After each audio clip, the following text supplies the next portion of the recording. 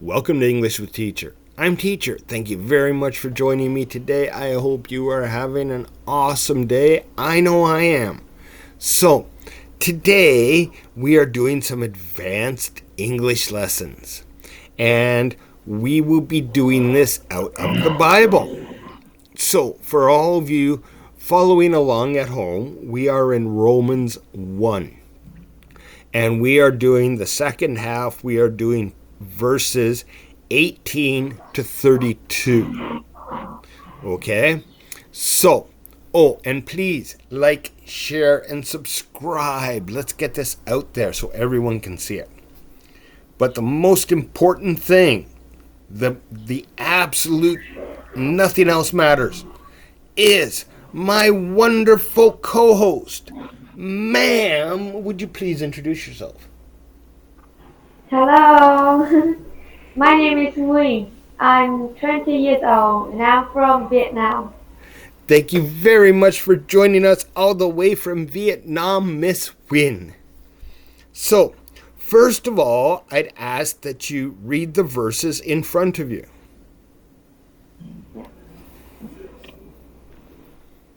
God's anger at sin, but God shows his anger from heaven against all sinful, wicked people who suppress the truth by their wickedness.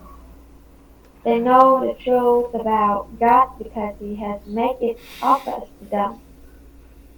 For everything Hang on. Obvious. obvious, Okay. yeah, obvious to them. For ever since the world was created, people have seen the earth and sky. Through everything God made, they can clearly see His invisible qualities, His eternal power and divine nature. So they have no excuse for not knowing God. Yes, they knew God, but they wouldn't worship Him as God or even give Him thanks. And they began to think up foolish ideas of um, what God was like. As a result, their minds became dark and confused. Claiming to be wise, they instead became utter fools, and instead of worshipping the glorious, ever-living God, they worshipped idols made to look like mere people and birds and animals and reptiles. Reptiles. So reptiles. Right. Thank you. So God abandoned them to do whatever shameful things their heart desired.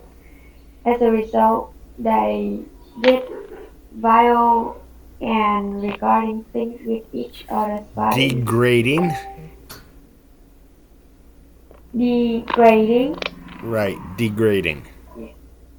degrading. Verse 25.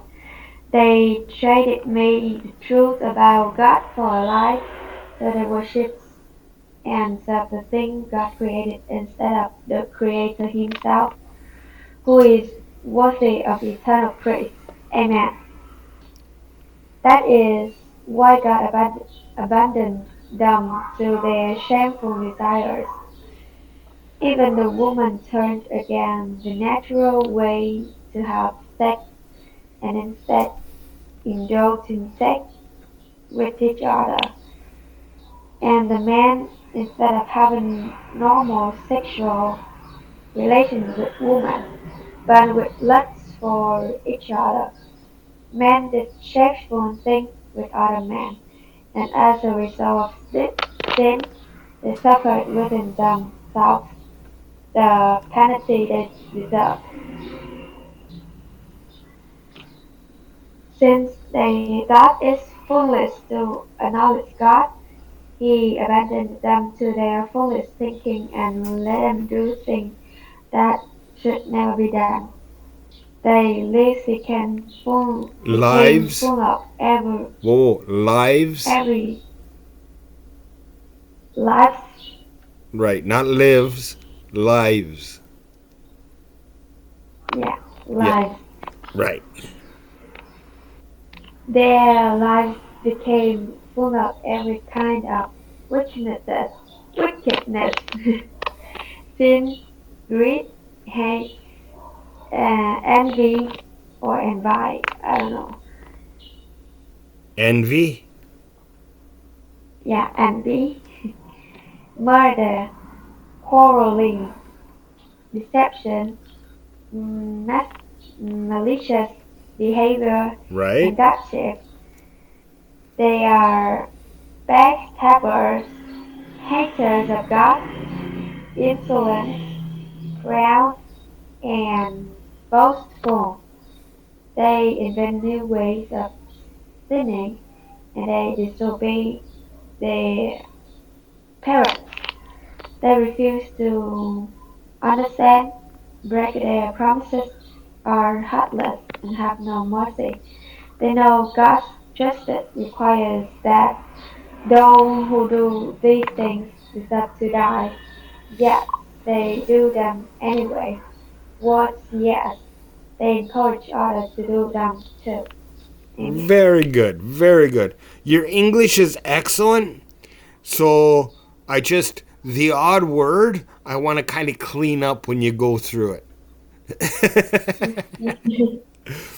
So, but yeah, overall, your English is very, very high level. It's just the odd word is a bit difficult to pronounce, and some words like live, live, um, live and live are spelt the same, but they have two different meanings and they're pronounced the same. So it's hard. Okay, so let's have a look at um, 18, 19, and 20. Yeah. Um, the wrath of God is being revealed from heaven against all the. Sorry. But God showed his anger from heaven against all sinful, wicked people who suppress the truth by their wickedness. So, we first say that our Lord God cannot like live or work with uh, godlessness or wickedness of people who always want to suppress the truth by their wickedness.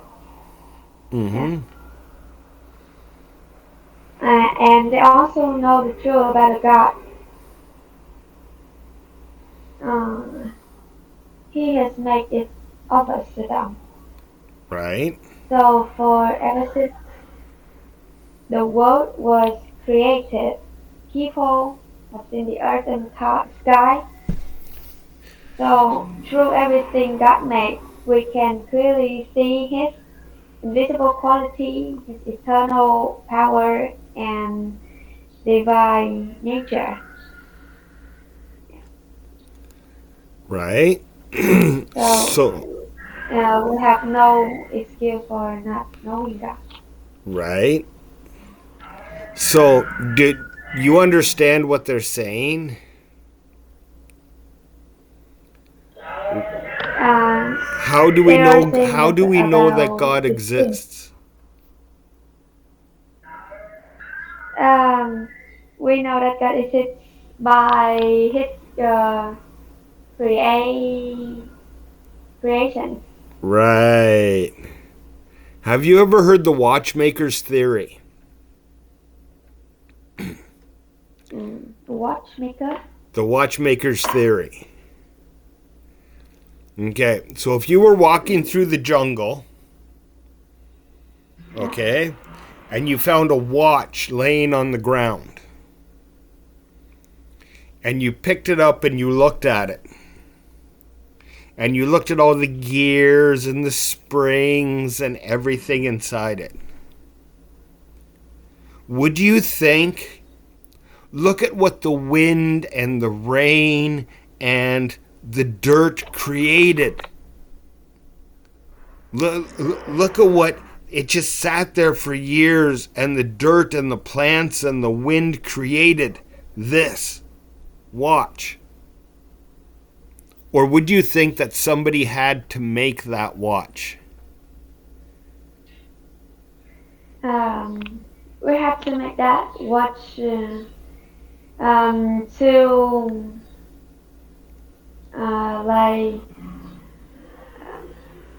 be thankful for God every daily life.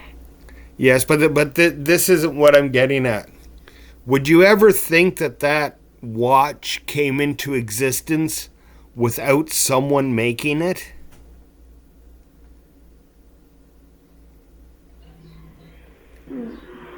Someone Can you had. say it again, please? Would you ever think that watch was made without somebody making it? Would you think that just rain and wind could make a watch, or would somebody have to actually make a watch?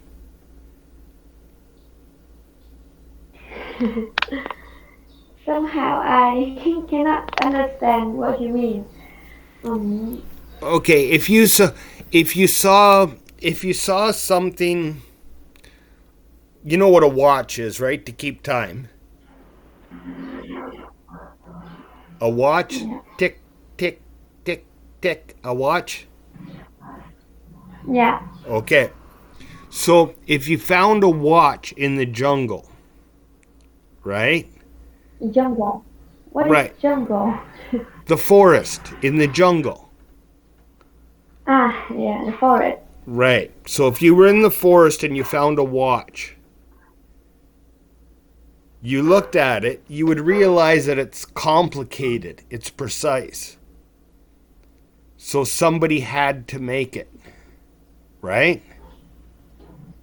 Yeah. Somebody had to design it. So when you look at a person or an animal, we're so complicated. We had to be designed. Right? So the fact that we exist means that we had to be created by a God. Yeah. Right? Evolution doesn't really work. We are too complicated. Right? So the fact that we were created means that there's a creator, someone who made us. Yeah. So that's the watchmaker's theory. That if a watch is so complicated that it had to be created, we're even more complicated. So we had to be created. You understand that now? Yeah. Yeah, kind of, maybe a little bit. Yeah. Maybe.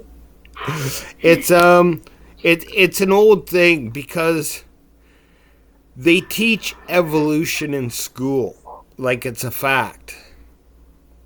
And evolution doesn't make any sense as a scientific theory. Right? Because the whole basis of evolution is that chaos can organize itself. Right? And chaos never organizes itself. In nature, organization breaks down into chaos, but chaos never forms itself into organization.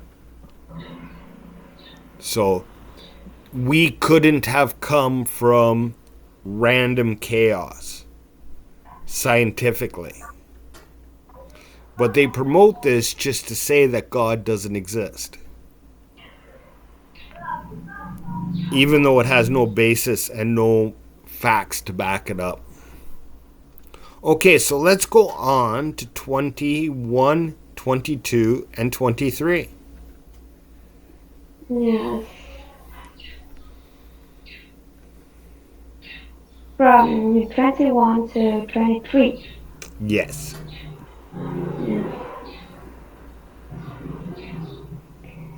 Um, those was is talking about like wickedness people. Um, for they knew God, so they neither glorified Him as God, nor gave thanks to Him, but they're seeking to become um, like foolish ideas of what God was like. Like they might become darker or confuser, and Mm-hmm. instead of worshiping the glorious, they worship other idols. Yeah, and I think that many people in Vietnam they worship many other idols instead of worshiping God. Yes. There's a lot of Buddhism, Yeah, and I've heard about a state religion from a long time ago, but I don't know if that's still popular or not. But I think Christianity is growing in Vietnam. So that's nice. yeah, Yes. And it's interesting because they're talking about people replacing God with other things. And one of the things that people replace God with is evolution and science. So they look for a scientific explanation to replace the miracle of God's work. Right? So yeah, they try to say, oh no, the earth is millions of years old and dinosaurs were millions of years ago. But then they find soft tissue in dinosaurs. So that means dinosaurs are no more than 4,000 or 5,000 years old. yeah, And so they look to replace God. And one of the big things is they look to replace God with science. So they have a lot of people that thinking evolution is a fact and there's no real scientific evidence to back it up. And they have people saying, oh, there's no evidence for God. There's no evidence for Jesus. Jesus, everyone of every religion knows that Jesus existed because he's in yeah, all their books. Somebody who says Jesus didn't exist doesn't even know history. Because Jesus is in every religion. He's in all the Roman historical government texts that they found from the day. He's written about everywhere. So Jesus was a person, a fact. Now, people, the only argument that people can have is whether he was a son of God or not. But the fact that people will try to argue the Bible against anything and bring up all different kinds of things that they think are facts, but when you go deeper, they really have no basis. And people who use science, usually the science that they're using actually has no scientific basis. So these are interesting things that we have to keep in mind.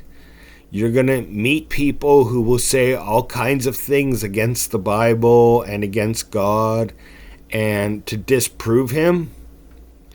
But you have to start with the knowledge that the Bible is correct. And then you can go about disproving.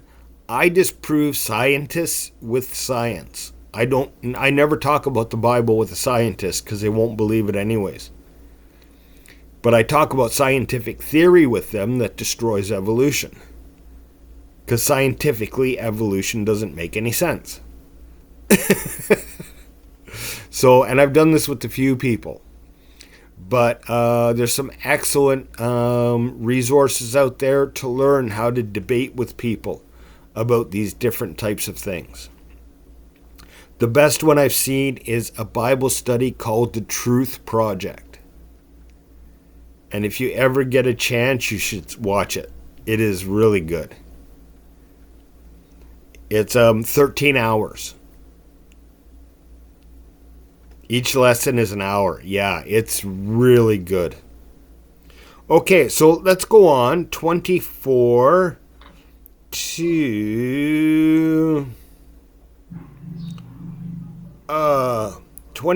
27. Yeah, 24 to 27. I think the main point of this, those verses is what God wanna do with them, and the reason why. So, What God's design, what his desire was for them?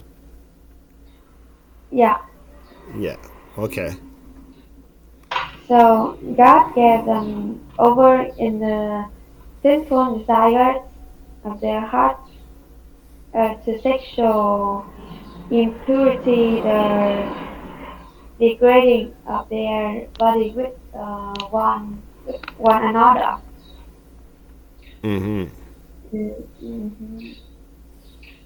So they exchange the truth about God for a lie, worship the self-creating rather than the Creator, who is forever praised. So because of this, so God gave them over to shameful lust. Yeah. Even their woman exchange natural sexual relations for a natural ones. Yes. It's basically saying that homosexuality is a sin. And, okay, so I know homosexual people. Okay? And I had someone in church who was supposed to be a mature Christian say, how could I speak to someone who's homosexual? And I said, like they're a person. I said, homosexuality is a sin, but we're all sinners. Right? So, if you talk to someone who's a homosexual, like they're a bad person and they're going to burn in hell and God hates them, then they're never going to want to talk to you and they're never going to learn about God. You approach them with, you have a sin, I have a sin in my life too. So, I pray that God forgives your sin like I pray that he forgives mine. Right? So if you're talking to someone who's doing this type of thing, be their friend. Because they're never going to want to be a Christian if a Christian attacks them. Be their friend, show them kindness. Let them know that yeah, and I'm a Christian and what you're doing is a sin, I know that. But if they ever want to talk to you about it, they'll talk to you because they're your friend. They're not going to talk to you because you decided to tell them that they're going to go to hell. And a lot of Christians feel the need to act that way towards homosexual people and and people like that. And it's like, you're not accomplishing anything. Right? It's not our job to look at somebody and say, you're going to go to hell. It's our job to love that person so much that he wants to find out why we care about him. He wants to come and find that love. And so you let them know that love comes from God. God loves you and he wants you in heaven with him. And, you should probably look at dealing with your sin. if you want to get to heaven with him. So I think that a lot of Christians approach this wrong. And I think that a lot of Christians turn more people away from God than they bring to God. Do you agree with that?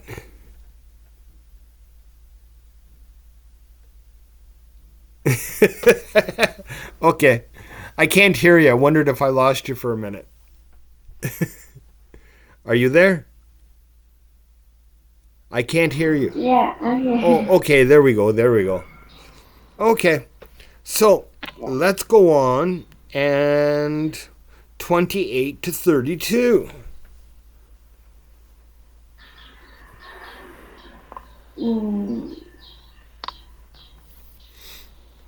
Yeah, they also did not think it was about the knowledge of God, so he gave them over to some bad things.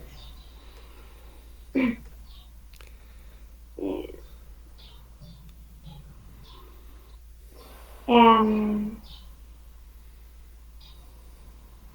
yeah, they have become filled with every kind of wickedness, evil, greed, the poverty, or they are full of envy, murders, disease.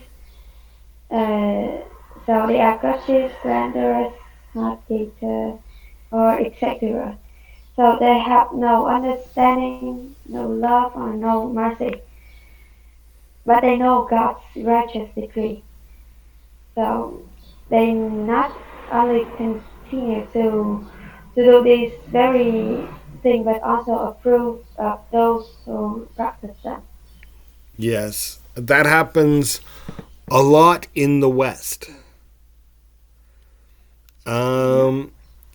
People who go to church will look at a politician who lies. But because he's their politician, oh yeah, but it's okay if he lies.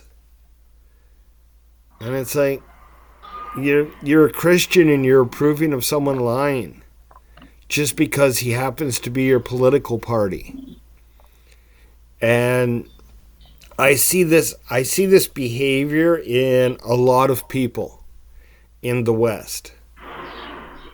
And so now I haven't been in Vietnam for a very, very long time. I was there for a couple of weeks, but I don't see.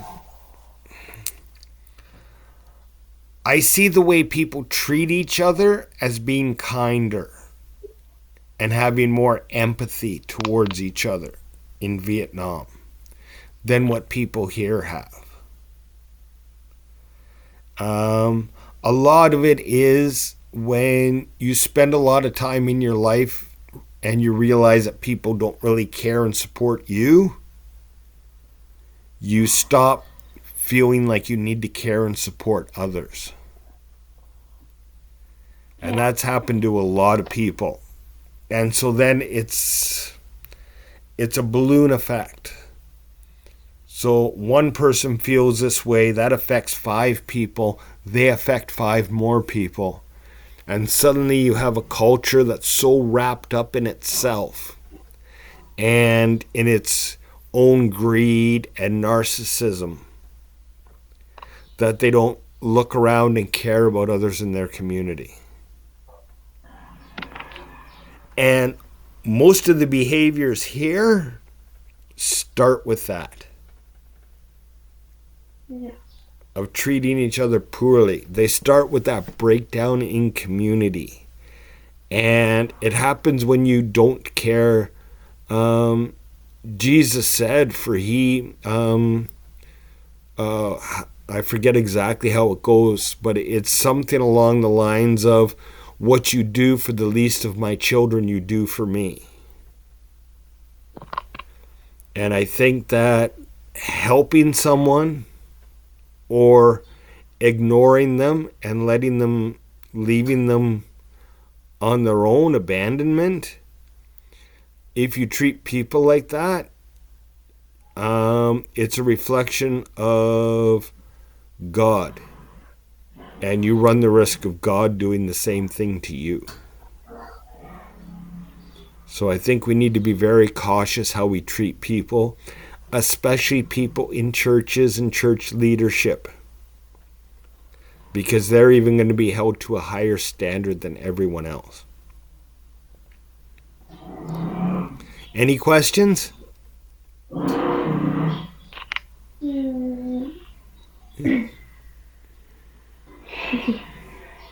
I don't know. I have no ideas. This is some very important stuff here, right? And like I said, it revolves around how you treat other people. Treating other people with love and respect is going to bring them closer to God, right? Remember, God lives in you, so the closer people get to you, the closer they get to God. So be nice to people, first of all. Right? Yeah.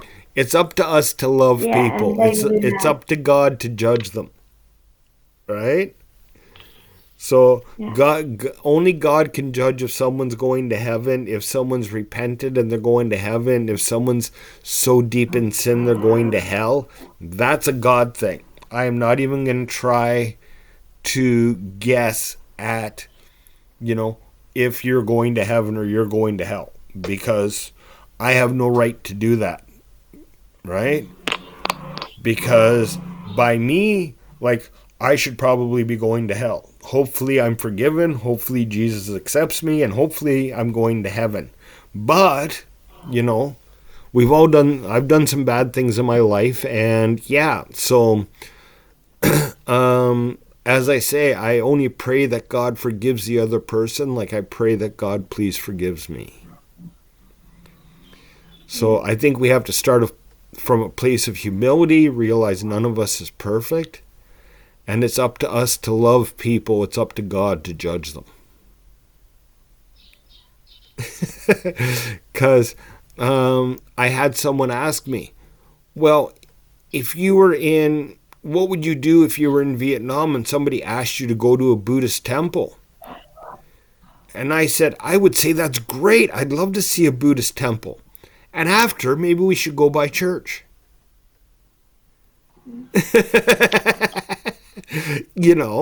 I showed genuine interest in how they do things, why they do things, and what they do. Yeah. Right? Yeah. Because unless I do that, how can I say, hey, you should come to church and see how we do things? Yeah. Right? But if you're willing to, I'm not saying I would ever believe in Buddhism, but if I understand it, I can talk to people better. So, we have to be able to put ourselves out there. We have to be able to empathize with people, understand them, and then invite them and see what happens. Right? Somebody asked me why I teach. Why do you teach? Why do you teach for free? Right? And I said, because it says in the Bible that we're supposed to help other people. That's our mission in life, is to help other people as a Christian. And this is what I do to help other people, is I teach English. Right? Yeah. This is me showing my love for God by showing my love to His children, by helping. Yeah. Yes. Okay, so thank you very much. It was a good lesson today. I really like this kind of stuff. I hope you learned from it. You got a little bit of a different perspective. And I hope everyone at home enjoyed it. And thank you for joining me. So I hope you learned from it. I hope you enjoyed it. And I hope to see you all in the next video. Have a great day.